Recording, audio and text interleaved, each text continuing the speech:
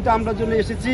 আজকে সর্বোচ্চ যারা 3 জনের নামে আজকে ফাঁসি ধার্য করা হয়েছে, হয় নাই, হবে, সর্বোচ্চ যাতে আমরা মৃত্যুদণ্ড ফাঁসির দায়ী করে যাচ্ছি।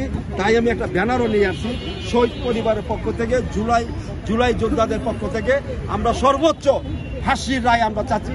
ফাঁসি দিলেও আমরা শান্তি পাবো না, কেননা উনি তো একবারে চলে যাবে। আমার সন্তানদের যে গুলি করে হত্যা করেছে, হাসপাতালে বেডে শুয়ে আছে, কাতরাচ্ছে, চিকিৎসা পাচ্ছে না, এই ফ্যামিলির কি অবস্থা আছে, এই কষ্ট তো উনি পাবে না।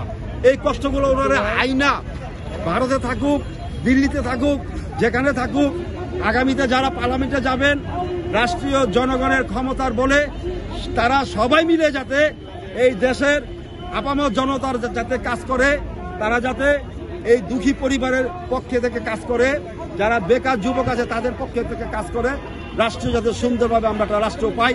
জুলাই 5 আগস্টের রক্ত ধারণ করে যাতে সংসদ ভবনে গর্জভাবে থাকে, যাতে এদেরকে স্মরণ করে আগামী দিনগুলো আর কোন আমরা মাফিয়া ফ্যাসিবাদী সরকার যাতে আমরা না দেখি।